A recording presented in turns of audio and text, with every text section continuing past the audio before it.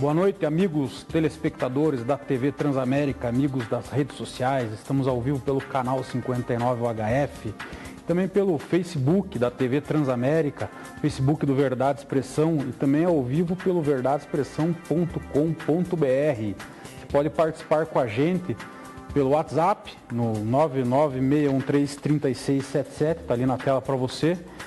Ou então pela timeline do Facebook, mandando sua pergunta, sua crítica, seu comentário.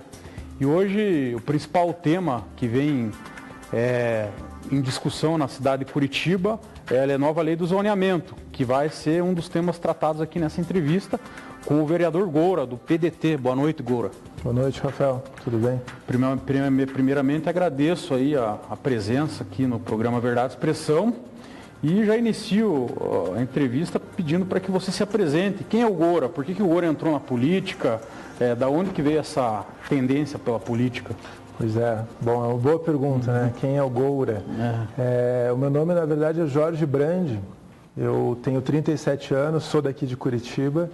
E desde os 16 anos que eu comecei um interesse, uma busca existencial, eu diria, pela filosofia, pela meditação. E me interessei pelo caminho do yoga. E com 18 anos tive a oportunidade de ir à Índia, uma primeira viagem, onde eu ganhei esse nome, Goura. É uma espécie de batismo, uma iniciação no caminho do yoga. Então faz quase 20 anos que eu uso mais o nome Goura do que o nome Jorge.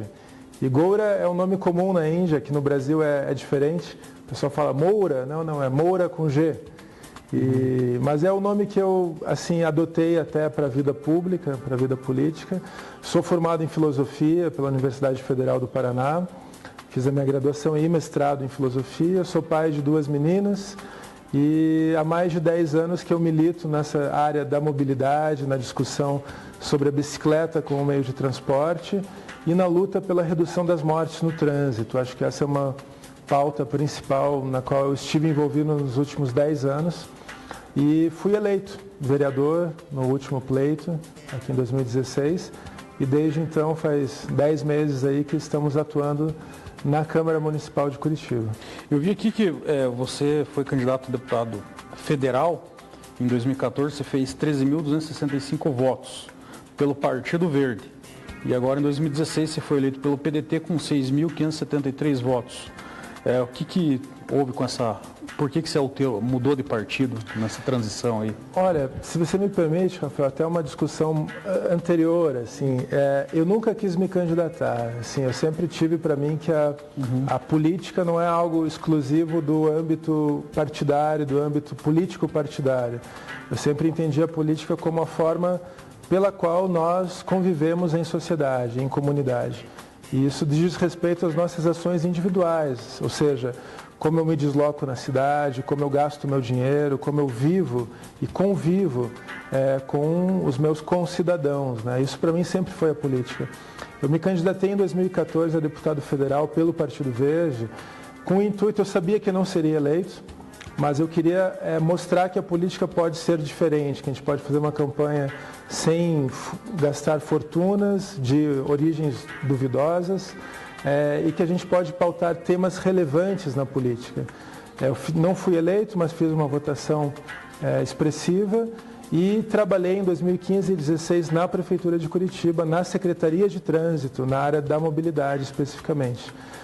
Me candidatei em 2016 pelo PDT, pelo Partido Democrático Trabalhista, e fiz 6.573 votos.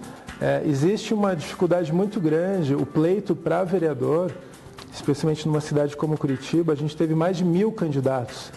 Então é muito normal que o teto de votação de todos os vereadores eleitos diminuiu. Sim.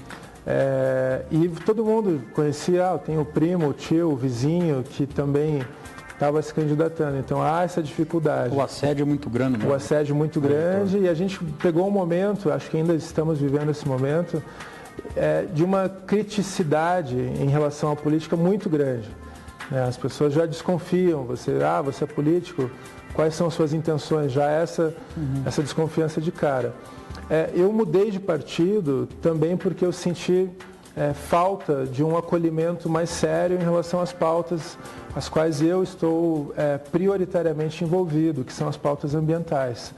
Pautas ligadas ao meio ambiente, à redução do lixo, à mobilidade sustentável, aos direitos humanos. E eu me senti mais acolhido nessas pautas no PDT. Então, estou no PDT, fui eleito vereador pelo PDT e estou tentando, dentro do partido, também trabalhar essas pautas. E quem motivou você a entrar na política, incentivou se você tem alguma referência? Olha, a minha grande referência foi meu pai. Seu pai? Jacques Brand, meu pai é poeta, jornalista aqui da cidade. Ele desde sempre teve uma atuação política desde a época da ditadura. E ele foi uma pessoa que eu tenho como referência, um grande amigo, troco ideia, discuto, quebro o pau com ele. Mas é uma pessoa com quem eu tenho essa referência e essa liberdade de discutir, de conversar muitos temas, todos os temas. E o meu pai foi candidato diversas vezes por vários partidos, a vereador, a deputado, mas eu falo que foi uma influência negativa no sentido de que justamente por isso eu não queria me candidatar, eu não queria entrar nessa seara da política partidária, né? Por ter acompanhado um pouco o esforço dele, o trabalho dele ali, e por entender também que a real política não é essa apenas. A real política cada um de nós faz no nosso dia a dia. Mas foi uma mudança também de compreensão minha, com o passar dos anos ali. Uma outra pessoa que foi importante, principalmente nessa mudança partidária, foi o ex-prefeito Gustavo Frutti, com quem eu conversei desde o primeiro momento em que eu pensei em me candidatar e com quem eu também tenho um diálogo franco ali em relação à política. A gente está tendo uma discussão, uma discussão para alguns, digamos, né? Se dá para falar discussão em relação a essa questão da nova lei do zoneamento. Perfeito. Amanhã vai ter a última audiência pública lá no Parque Barigui. Gostaria que você falasse um pouco sobre essa nova lei de zoneamento, primeiro em relação à questão da transparência, porque eu vejo assim, uma grande dificuldade da população, aliás, a população nem está muito ligada no que vai ser alterado com essa nova lei do zoneamento. Você como vereador, como que vocês estão trabalhando essa questão?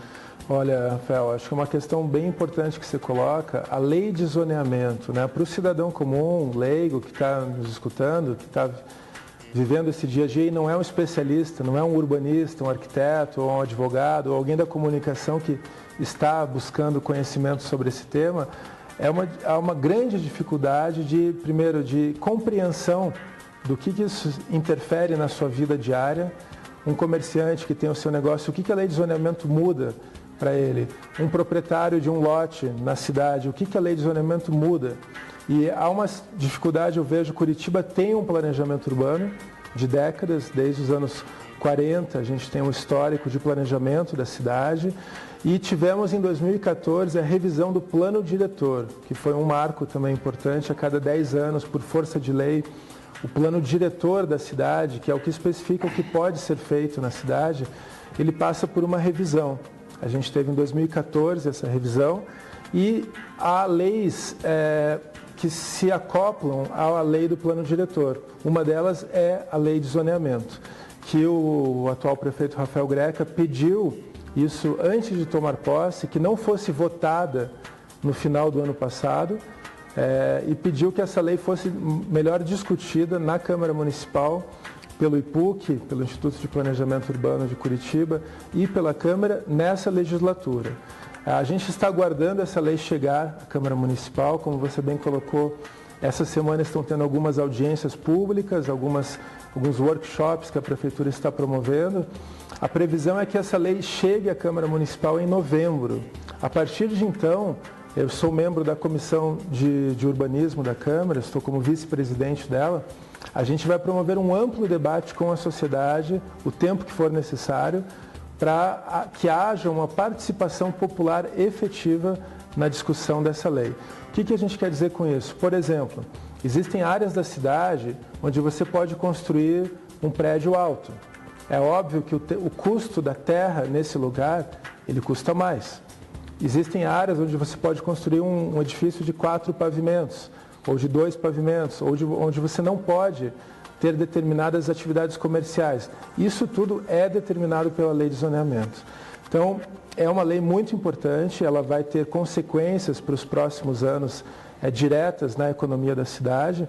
E o que a gente espera com isso também é poder corrigir algumas injustiças sociais que Curitiba conseguiu, de forma desafortunada, manter na sua realidade.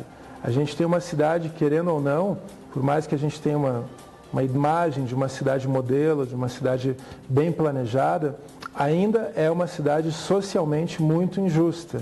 Ainda é uma cidade que se divide entre norte e sul. Então, isso tudo são questões que precisam ser ajustadas e a lei de zoneamento é uma oportunidade para essa discussão acontecer. O Alberto Paranhos, que é o que está revisando isso, foi designado pelo prefeito Greca, ele fala que uma das alterações seria reequilibrar o uso misto das áreas de grande adensamento, centro e vias estruturais.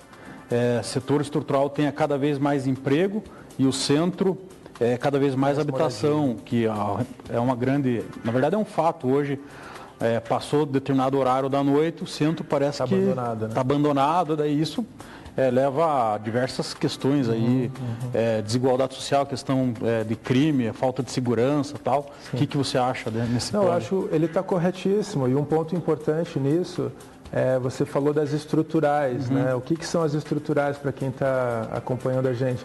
São as canaletas do Expresso, onde a gente tem do Santa Cândida ao Pinheirinho, do Capão do Imbu até o Campo Comprido e na Marechal Deodoro.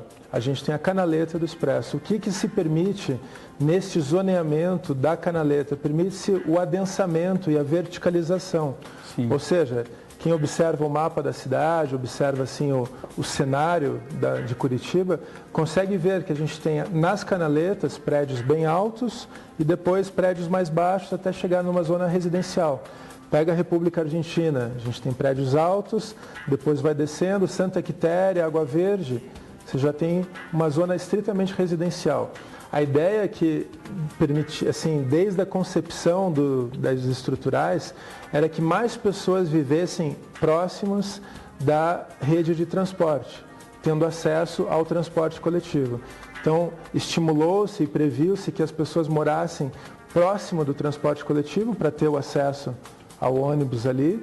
Só que o que aconteceu no decorrer das décadas, e a gente veio, o Paranhos faz essa crítica, há uma subutilização da terra junto das estruturais.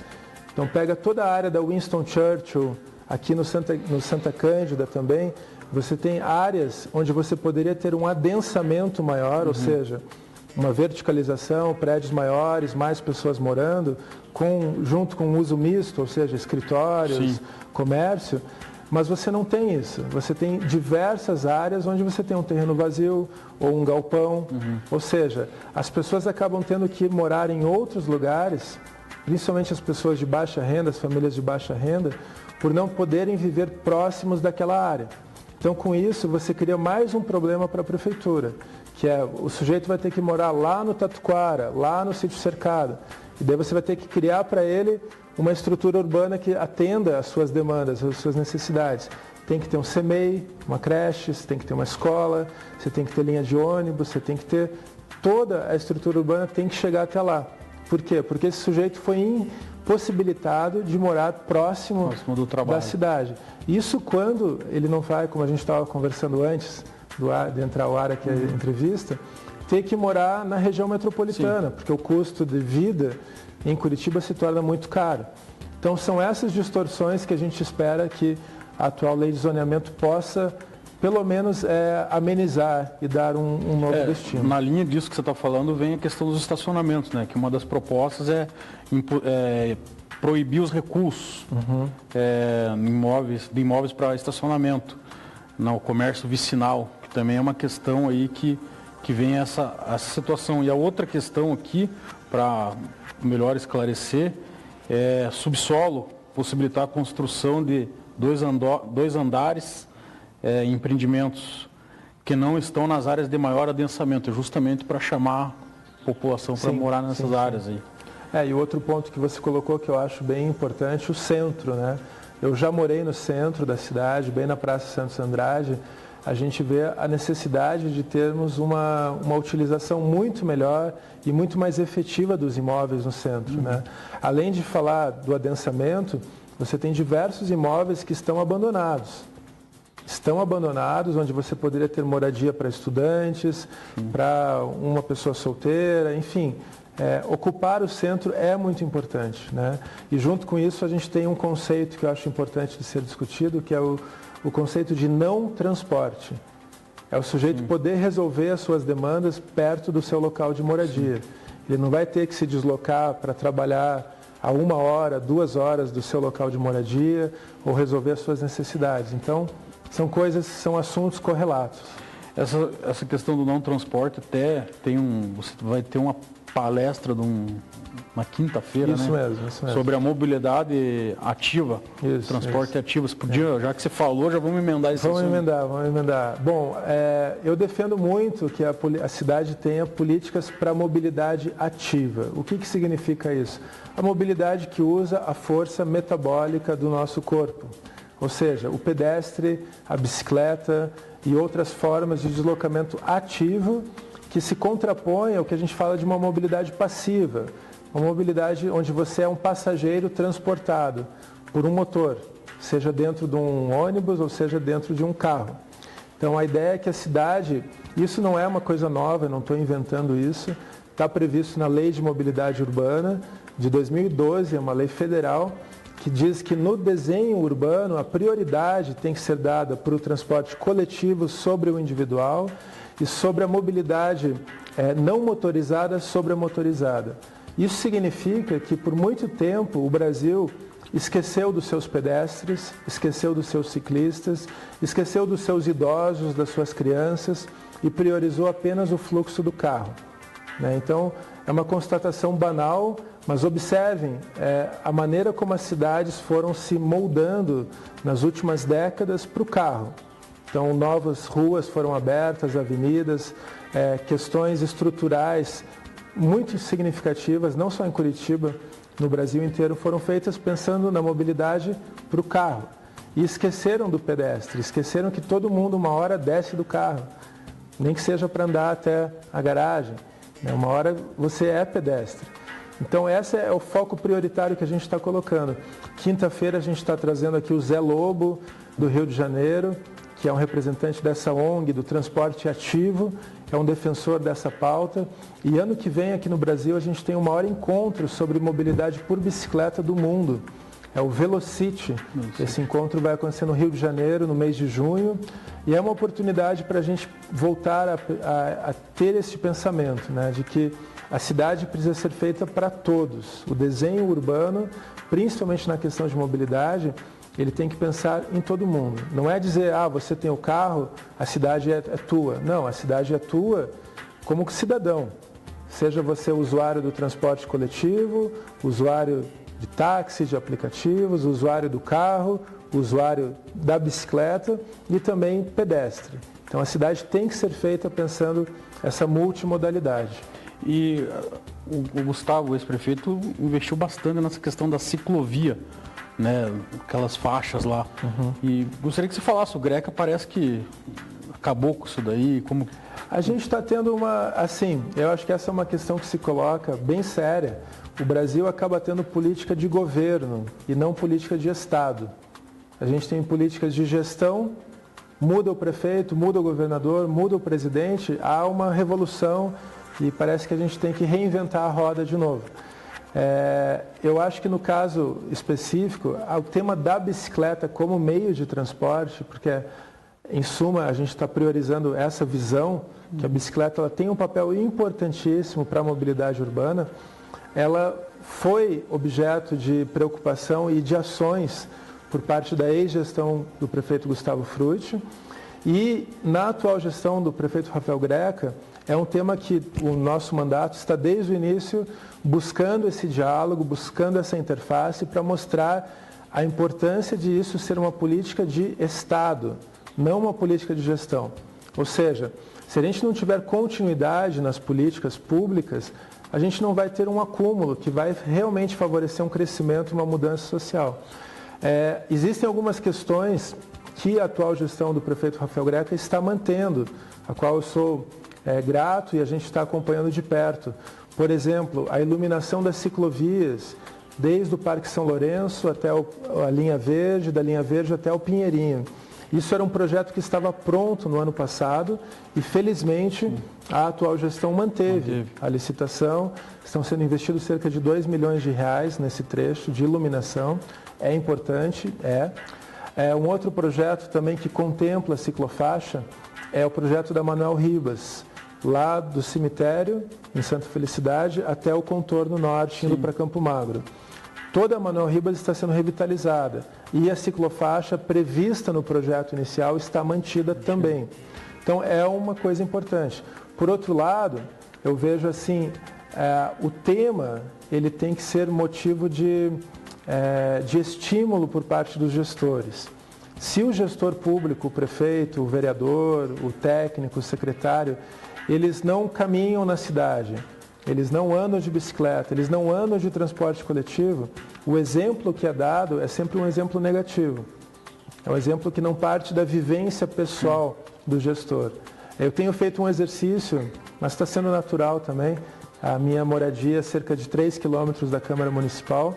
Eu vou quase todos os dias de bicicleta, de terno, gravata, de bicicleta ou de transporte coletivo. Então eu acho que a gente começa com isso a ter uma vivência do dia a dia da cidade e quebrar esse distanciamento que ocorre muitas vezes, né?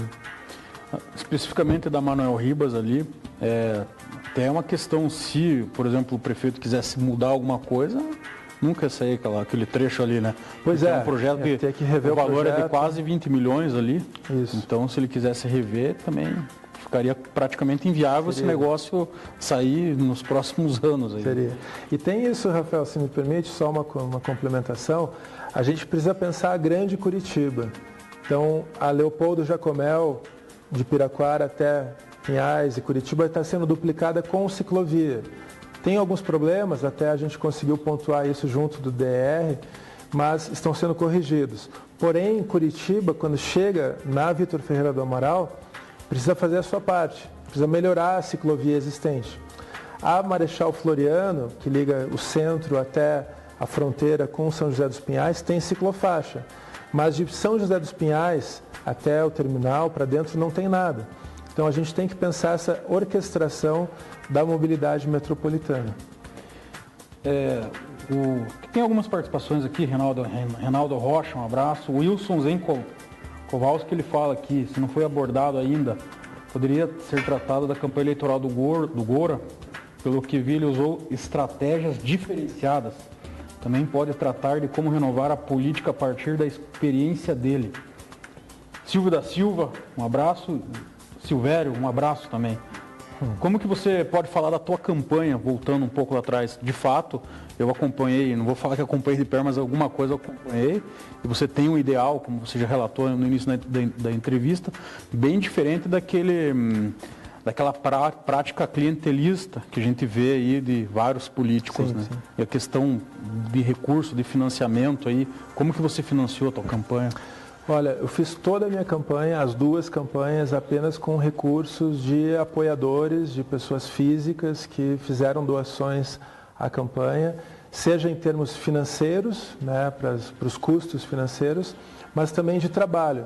Então, o pessoal do vídeo, da discussão gráfica, das estratégias de comunicação, todo mundo se doou para a campanha por ver na campanha uma causa.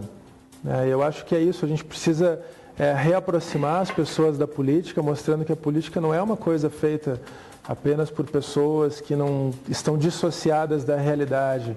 Eu acho que isso é um movimento muito importante da gente ocupar a política com pautas relevantes. Nesse caso, na campanha, até porque eu tinha uma aversão à política, eu quis fazer de forma diferente.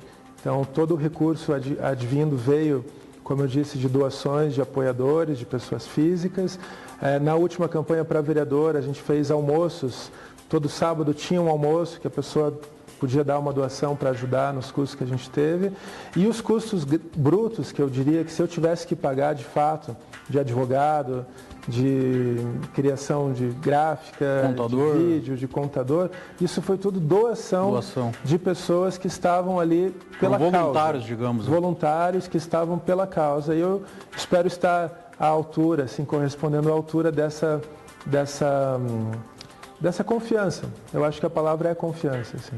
E você sofreu alguma prática no sentido do eleitor pedir alguma coisa para lhe apoiar? Como que você acabou lidando com isso? Eu acho que eu sofri e eu ainda sofro, porque eu acho que a maneira como as pessoas entendem, até o cargo do vereador, do deputado, do prefeito, ainda há uma noção de que esses são cargos assistencialistas, que o vereador está lá para atender a tua necessidade lá, que você precisa resolver. Não, o vereador não está ali para esse tipo de papel. O executivo, as políticas públicas precisam ser implantadas para dar conta das demandas sociais. Não é o vereador específico que vai ajudar a resolver, a levar a pessoa no hospital. Não é essa forma. Eu acho que se a gente reafirma esse tipo de prática política, o que é muito comum tanto em Curitiba quanto na região metropolitana, a gente está fazendo um desserviço à democracia. A gente precisa de políticas públicas efetivas, sérias, e para a implantação dessas políticas, a gente precisa de um poder legislativo autônomo, independente, capaz de criticar e de fiscalizar o prefeito, coisa que em geral não acontece. Nós vamos para as notícias.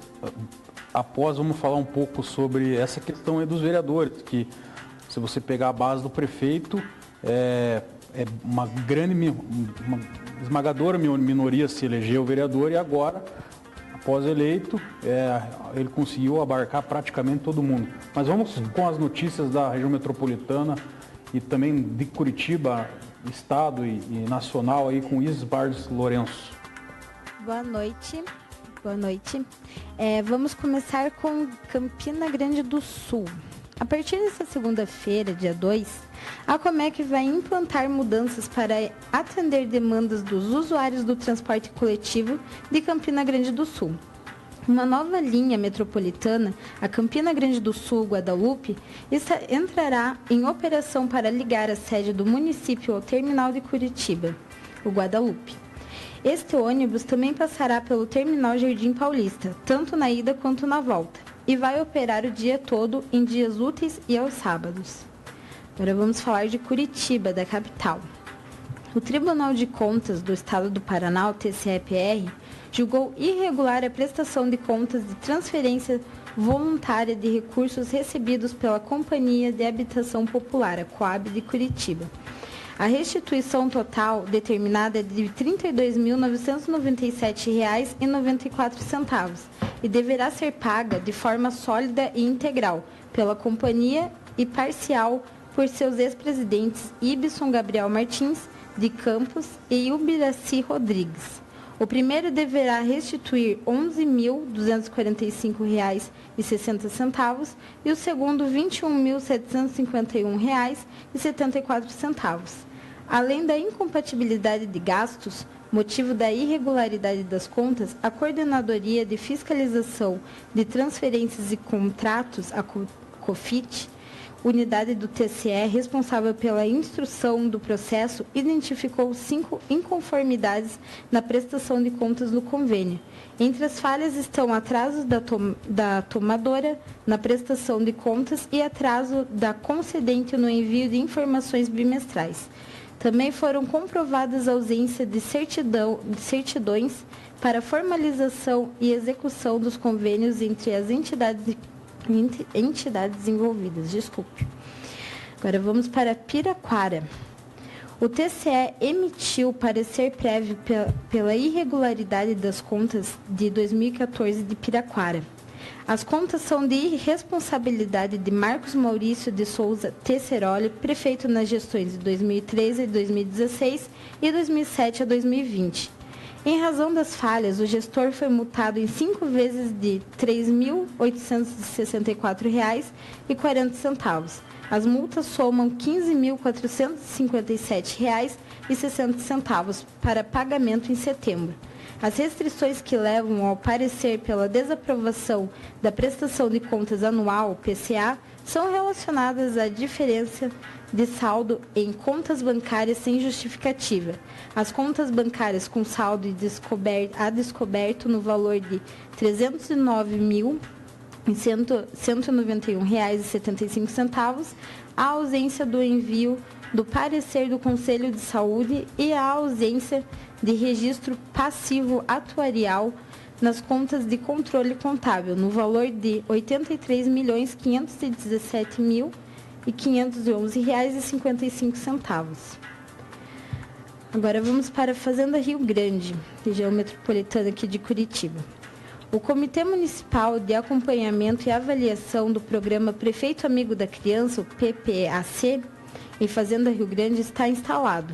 Em reunião realizada no início da semana na sede da Secretaria de Assistência Social e Habitação, o comitê já deu início aos trabalhos.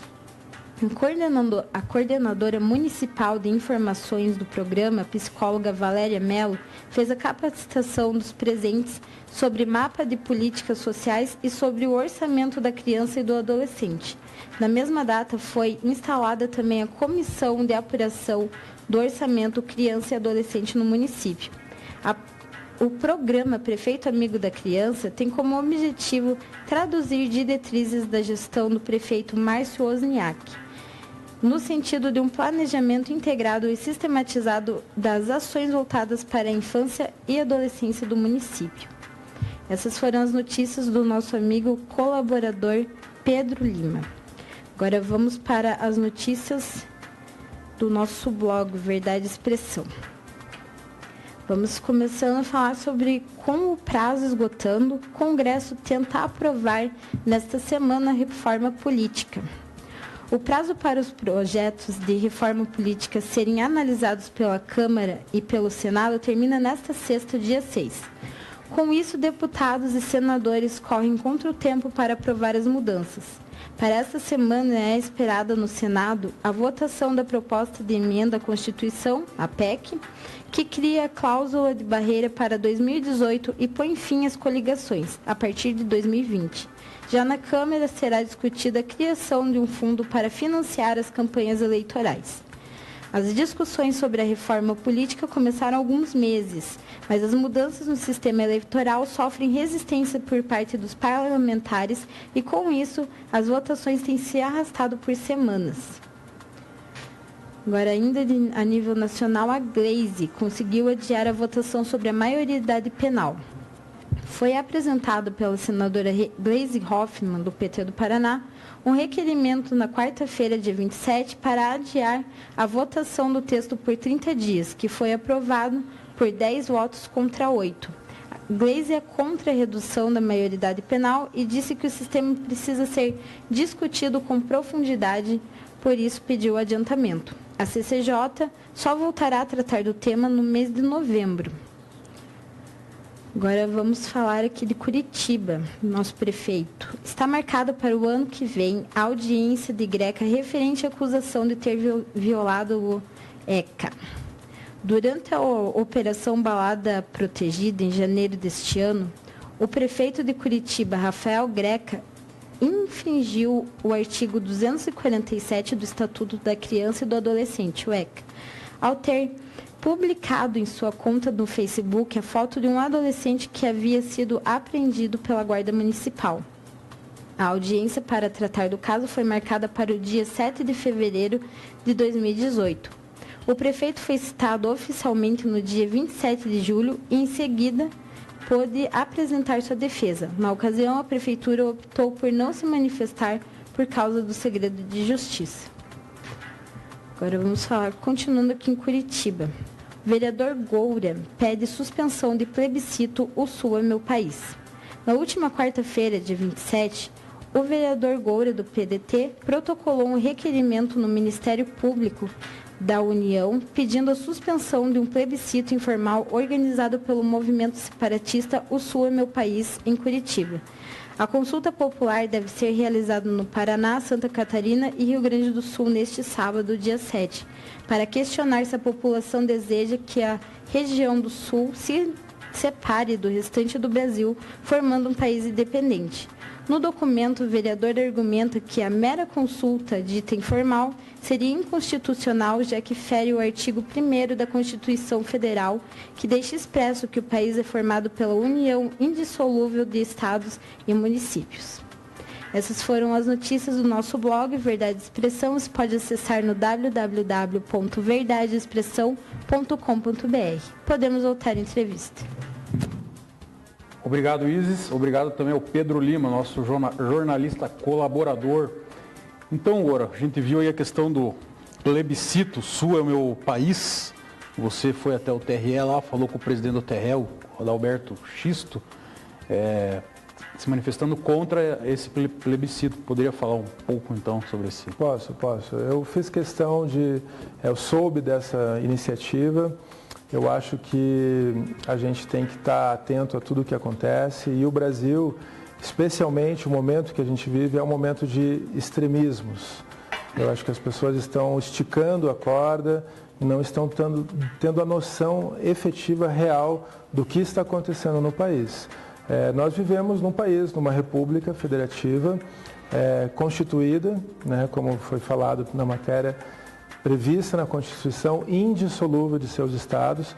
O que eu fiz simplesmente como vereador de uma das capitais da região sul foi levar ao conhecimento do Tribunal Regional Eleitoral a realização de tal plebiscito, de tal consulta popular, para que o tribunal julgue a legalidade ou a ilegalidade e se manifeste em relação a isso.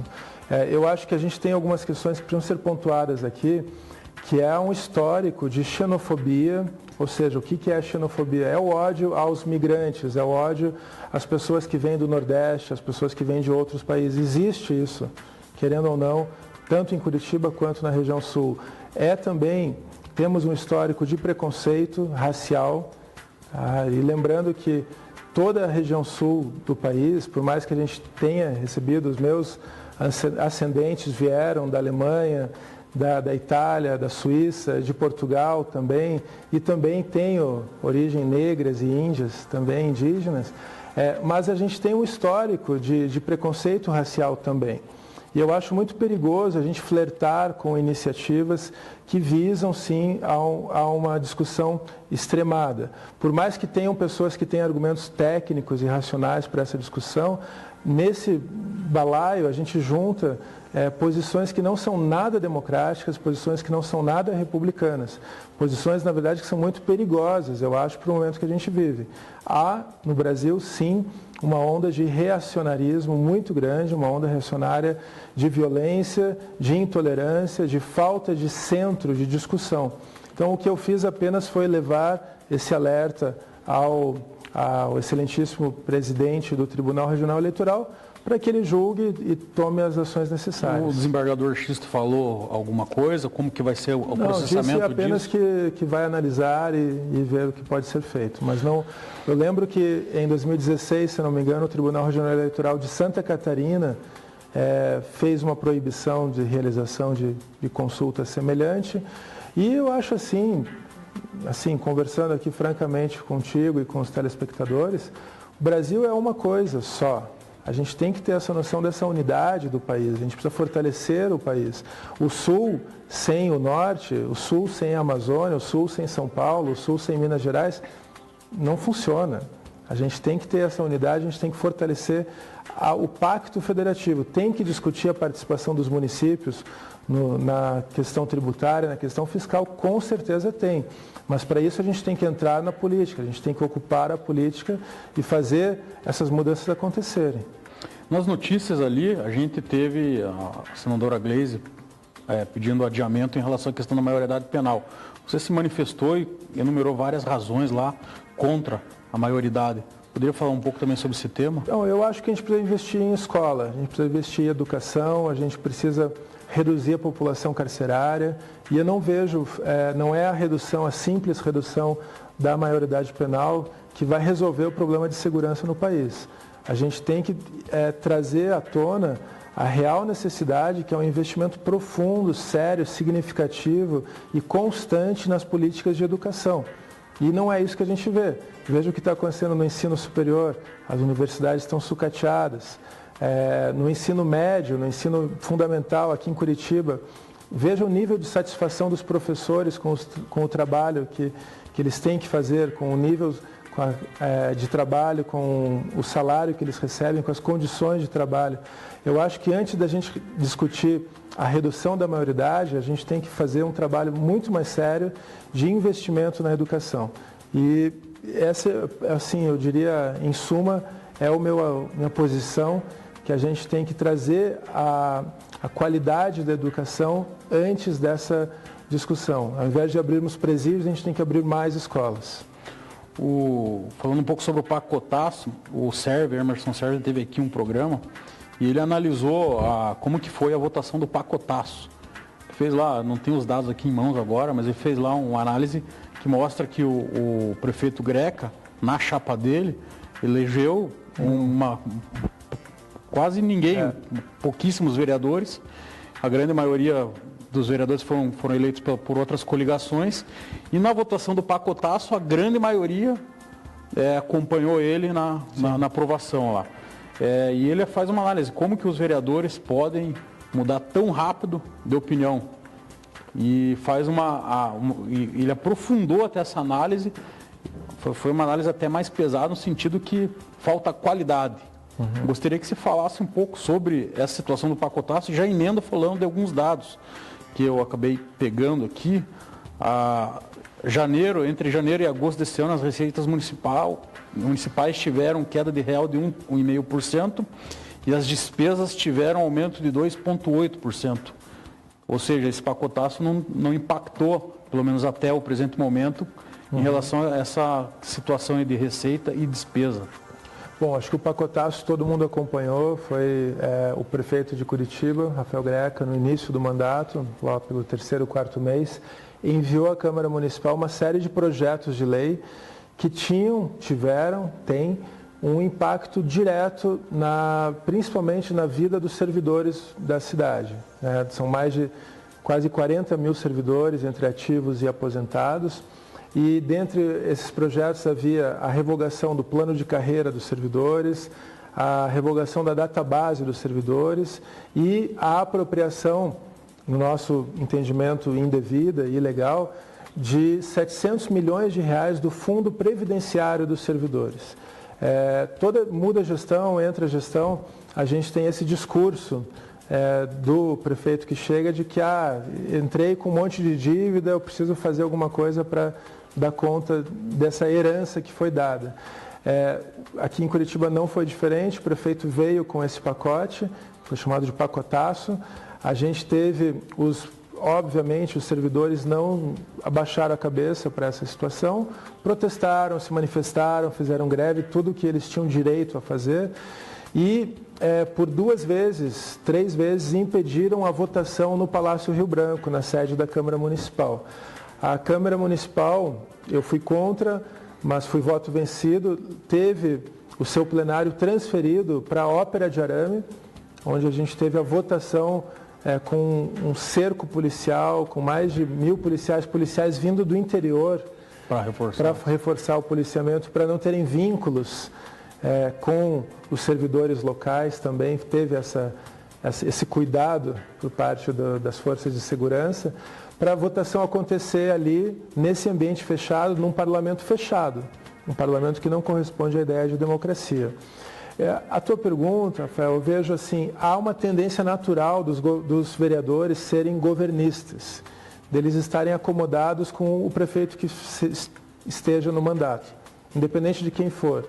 A tendência é os vereadores, ou seja, o legislativo, estar subordinado ao executivo. O que eu entendo, como eu já disse antes, é prejudicial para a democracia. O poder legislativo, ele tem basicamente, além da função de propor projetos de lei, de legislar, ele tem uma função muito importante, que é a função de fiscalizar os atos do prefeito, de fiscalizar o executivo. Aqui em Curitiba nós somos 38 vereadores, 8 vereadoras e 30 vereadores, e a gente tem, eu diria, 29 vereadores, 30 na base do prefeito. Ou seja, 29, 30 vereadores que não importa o que quer que o prefeito coloque como projeto de lei, esses vereadores vão aprovar. E eles têm a maioria. A gente precisaria ter pelo menos 20 vereadores para segurar um projeto, para vetar ou para não aprovar determinado projeto. Então, eu acho isso prejudicial, eu acho que o legislativo ele precisa ser forte, precisa ser autônomo, precisa ser independente. E para isso, uma das coisas que precisa começar a ser feita é o vereador não negociar o seu apoio em troca, seja de um cargo, em troca de um apoio à sua pauta, seja ela uma pauta do bairro ou uma pauta como a minha pauta da mobilidade, do meio ambiente, dos direitos humanos. Isso são pautas inegociáveis. E se o prefeito não executa, seja o asfalto em determinada rua, ou não atende uma demanda de mobilidade, quem é prejudicado não é o vereador, quem é prejudicado é a população, é a cidade. Então eu acho que esse é um processo de maturidade política que, assim, desculpa o pessimismo, mas eu não sei se a gente vai resolver isso num curto prazo. Na Câmara Municipal também, você entrou e já está vendo aí uma confusão lá em relação à questão de denúncias contra vereadores. A gente tem a Kátia Dietrich sofrendo aí uma investigação por supostamente ter exigido parte dos salários dos seus funcionários comissionados, e tem em relação a mais vereadores uma investigação. Teve em relação ao vereador Thiago Ferro, foi arquivado a investigação. Gostaria que você falasse um pouco dessa situação, até onde isso afeta a credibilidade ou não da Câmara Municipal. Afeta bastante, eu acho que afeta a imagem como um todo do Legislativo, né? É um Legislativo que acaba sendo pautado por notícias negativas e a gente deveria estar aqui discutindo temas relevantes da cidade. Há essa caricatura de que o vereador só está lá para colocar nome de rua.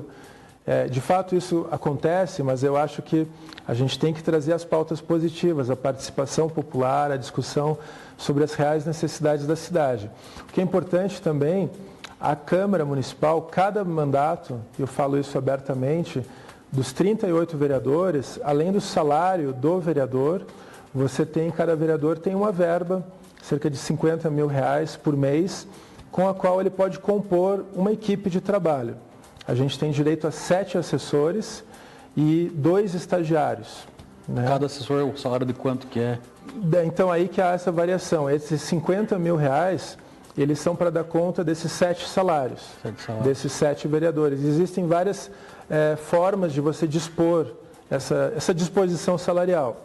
Seja o chefe de gabinete ganhando R$9 mil, até você pode buscar alguém que ganhe R$2.500. No meu mandato, na nossa equipe, a gente buscou uma forma mais dentro das disposições previstas no regimento, uma composição mais equânime, mais similar. Então está todo mundo ganhando parecido, não tem um ganhando 2 mil e outro ganhando 9 mil. A gente buscou isso. O vereador ele não tem uma verba específica para impressão ou para outros gastos. Tem um carro disponível, 200 litros de gasolina e o escritório ali junto à Câmara Municipal. Isso eu acho que são condições de trabalho que são dadas para o exercício do trabalho legislativo. Há que se discutir isso? Com certeza há que se discutir. Mas eu também acho perigoso a gente entrar num viés de que não precisa de ter nada. Eu acho que o vereador é um trabalho sério, como eu disse, de fiscalização do Executivo, e o Poder Executivo é muito grande. Você falou aqui de uma questão fiscal, que a Prefeitura teve uma queda de arrecadação e, por outro lado, aumentou as despesas com o pessoal. Além disso tudo, a gente tem que estar atento a todas as pautas. Eu fui eleito muito com a pauta da mobilidade, da bicicleta, mas eu tenho que me posicionar em relação a tudo. Ou seja, há sim que ter uma boa equipe técnica.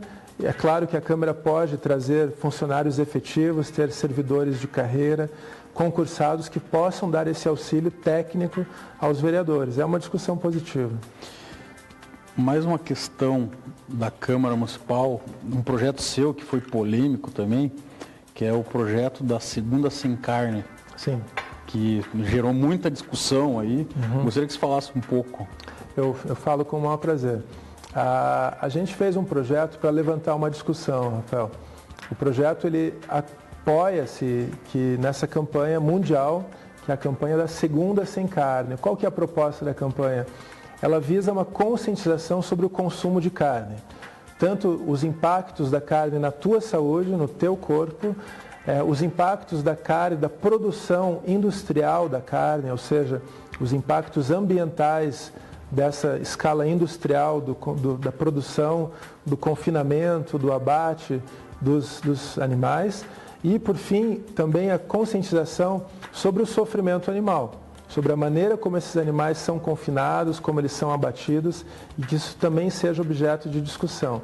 A campanha em si, ela é uma campanha mundial, tem o apoio do Beatle, Paul McCartney, que visa, a gente sabe, a Organização Mundial da Saúde preconiza uma dieta baseada em vegetais, em grãos, em castanhas, em frutas, em alimentos naturais, de fato, que isso seja a base da nossa alimentação e sim que haja uma redução do consumo de carne nesse sentido. A campanha da Segunda Sem Carne ela já é lei em diversas cidades do Brasil, ela é adotada pelo próprio município de São Paulo, diversas cidades do estado de São Paulo também já aderiram a essa proposta. O que a gente fez foi um projeto para levantar uma discussão e deu certo. Por que eu digo isso? A partir da discussão da carne na merenda, a gente entrou numa discussão muito maior, que é a discussão da merenda em si. Da qualidade da merenda, do cardápio que é ofertado às crianças e do modelo de assistência à alimentação escolar. Em Curitiba, para quem não sabe, desde 93 o sistema é todo terceirizado, a gente não tem mais aquela figura do cozinheiro, da cozinheira, da merendeira nas escolas, isso não existe mais, desde 93, é um custo de 67 milhões de reais por ano para dar conta de 285 mil refeições por dia. É muita coisa. Então, o projeto da Segunda Sem Carne, ou do Dia Sem Carne, ele serviu para a gente abrir uma discussão muito maior, que é essa discussão agora que eu estou me aprofundando. E como que está esse projeto? O projeto em si, ele se tornou secundário dentro dessa discussão. Então, até eu falo isso abertamente, com tranquilidade, porque a gente está nessa discussão. A minha filha estuda na rede municipal de ensino, aqui perto até, no Mirazinha Braga, aqui perto do estúdio aqui da Transamérica.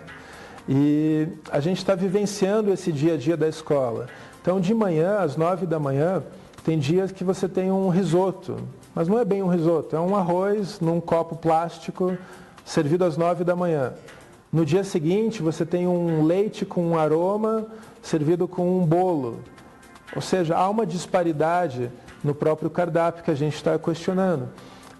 Há uma necessidade que eu vejo da gente discutir, que é o papel educativo da alimentação. Principalmente nessa faixa etária, onde as crianças estão começando a aprender coisas sobre a vida, de fato, que a gente consiga ensinar e inspirar bons hábitos alimentares. Então, o projeto em si, ele vai tramitar provavelmente com uma sugestão ao Executivo, ou seja, uma sugestão à Prefeitura de que apoie a campanha, que seja participante e apoiadora da campanha da Segunda Sem Carne, mas no fundo, a gente agora está preocupado nessa discussão do modelo de alimentação oferecido nas escolas.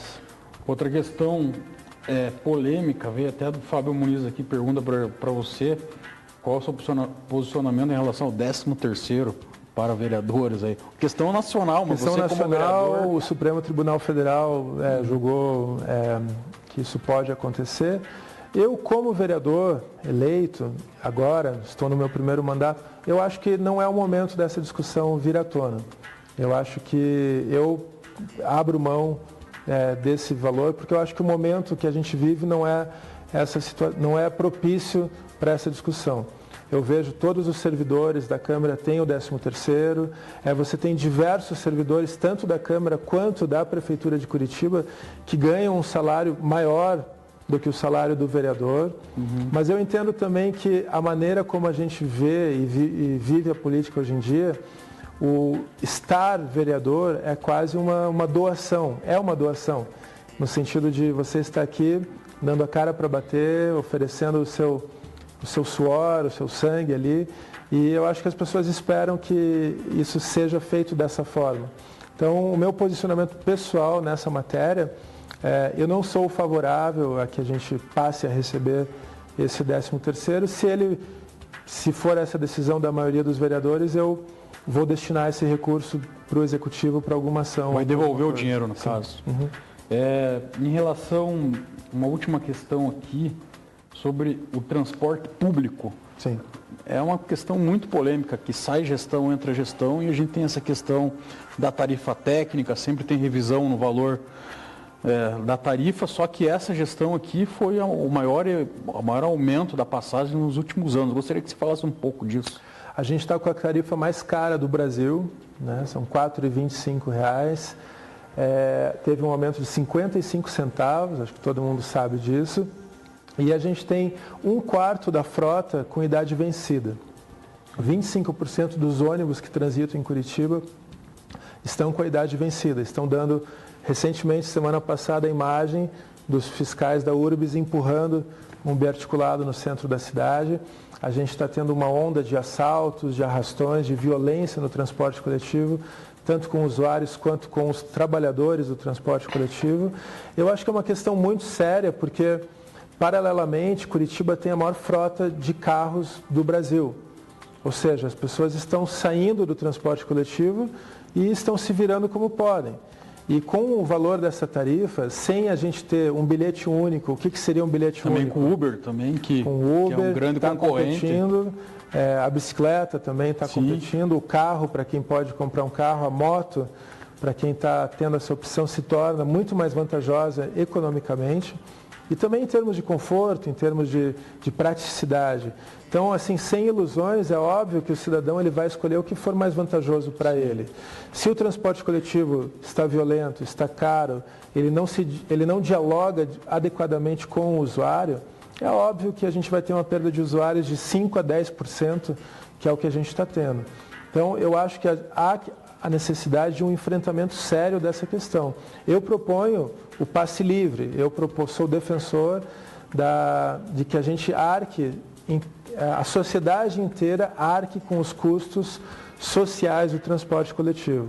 Rapidamente eu explico. Assim como a gente paga a tarifa de iluminação pública, de taxa de esgoto, e todo mundo usufrui do serviço, também eu acho que a gente poderia ter uma espécie de taxa, digamos. Somos 1.200.000 eleitores em Curitiba. Se cada um colocasse por ano R$1.000, o sistema se bancaria e a gente poderia utilizar o transporte quantas vezes a gente quisesse, sem, eu já usei o transporte, vou pagar outra tarifa, não. Então, há que se ter essa discussão séria e pensando sempre no papel social do transporte coletivo. Para finalizar, eleições de 2018, foi candidato em 2014, deputado federal, tem essa pretensão. E como caminha o PDT nas eleições do ano que vem? O PDT está com a candidatura do Osmar Dias ao governo do Estado. Ele fica no PDT? Esperamos que sim, espero que sim. Espero que o Osmar é um quadro muito qualificado, né? Um quadro já há bastante tempo do Partido Democrático Trabalhista. A gente tem uma campanha e o PDT está focado na campanha majoritária nacional com a candidatura do Ciro Gomes a presidente. E temos aqui o próprio Gustavo Frutti, ex-prefeito, que é um quadro também muito qualificado, seja para deputado federal ou para senador. Então a gente vai ter essas definições aí dos próximos capítulos. Eu, pessoalmente, acho que a gente tem um vazio na Assembleia Legislativa nas pautas que eu represento. Sim. Eu acho que você tem um espaço a ser ocupado nas pautas ambientais, nas pautas das cidades, nas pautas dos direitos humanos, da mobilidade. E se for interesse também do coletivo que eu represento, das pessoas, dos eleitores, eu poderei apresentar essa candidatura, ou não, sem prejuízo ao mandato que eu estou exercendo. Legal. Agradeço, Gora, pela entrevista. Agradeço, o canal está aberto e deixo aí para você dar suas considerações aí finais. Não, agradeço aqui o Rafael, a Isis, o convite. E eu acho, consideração final, assim, ocupem a política, participem da vida diária da Câmara Municipal. A gente precisa que as pessoas acompanhem fiscalizem os vereadores, cobrem dos vereadores posicionamentos e não se alienem da política. A política ela tem que ser exercida, tem que ser ocupada. Legal, a você uma grande semana, um abraço e voltamos na segunda que vem às 19h30 com Paulo Furiati, prefeito da Lapa.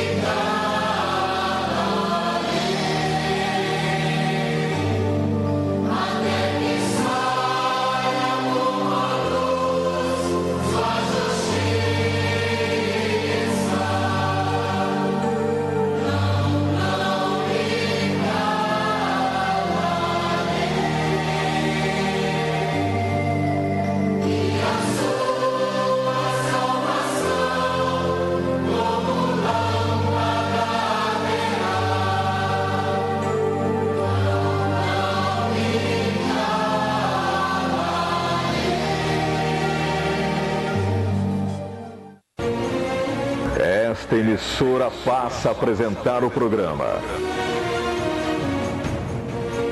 A Hora dos Milagres, órgão oficial da Santa Casa de Misericórdia de Nosso Senhor Jesus Cristo.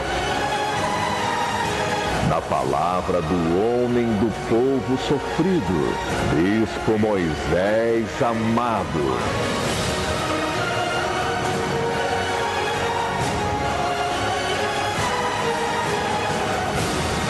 Deus, nosso Pai Todo-Poderoso, tem um milagre para você e sua família.